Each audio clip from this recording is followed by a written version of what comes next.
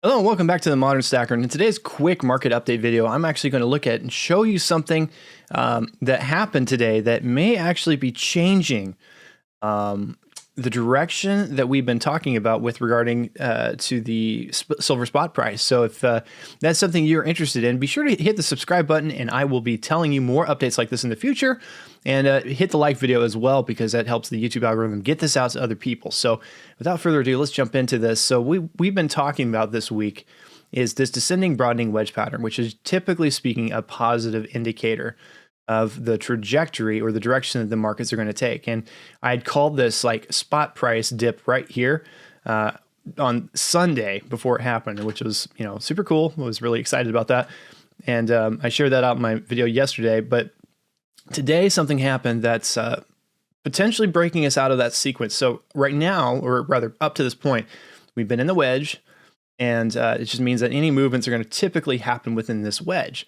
And ultimately, with a descending broadening wedge, is that the pattern kind of goes back up. It breaks the line up here and then shoots up that way. That's ultimately how descending broadening wedge pattern can be used, because it's broadening, it's descending, and if it's broadening, it suggests that this is a positive indicator or a positive trend, and ultimately it wants to head that direction.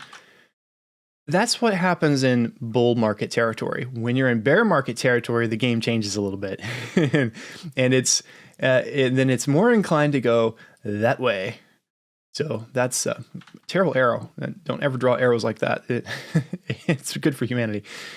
So what ends up happening here is this is the 200-day moving average, and this basically averages all the movements that have been happening over the last 200 days to indicate whether or not we are in positive trending territory or whether we're in, negative trending territory.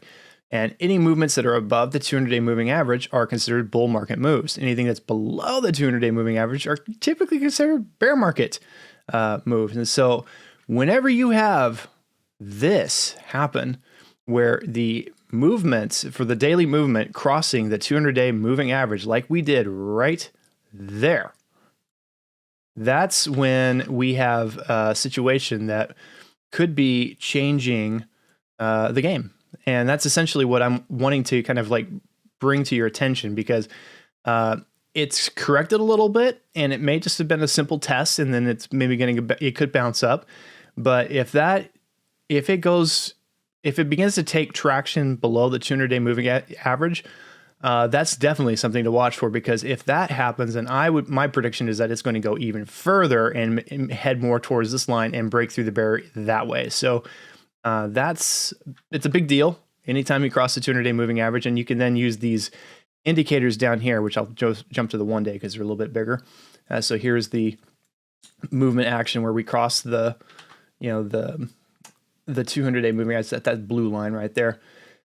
So you can see we crossed at that point, and we crossed at that point, and we're currently below the 200-day moving average. And you can see at those points, right, at those little markers here, the MACD, or the moving average convergence divergence, that's inverted here.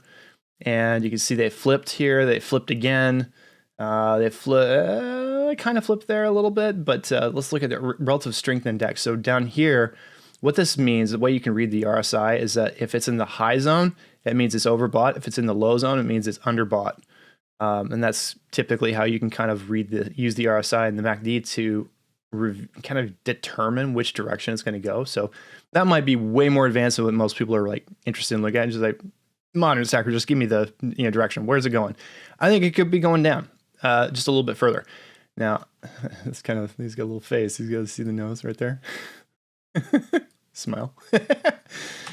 Anyway, let's zoom back out to the 5-day.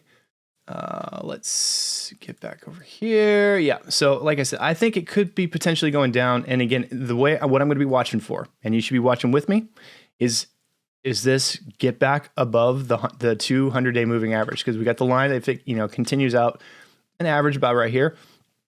If this jumps back up over here and heads back in this direction, then yes, I'd say still look for that positive, descending broadening wedge trend to be still in play. If it gets back here, though, if it goes back up but then stays below, we're in a new sequence. and I would say we're drawing new lines. So just wanted to kind of give you a heads up, something to watch for that might be helping you determine spot price. And that's really all I am trying to do with these videos, is to kind of give you a little bit more forecasting gauge and where this is going. So I hope this was helpful. Again, hit the like button if it was, and then consider subscribing to this channel because it does help. And until next time, thank you so much for watching, and keep on stacking.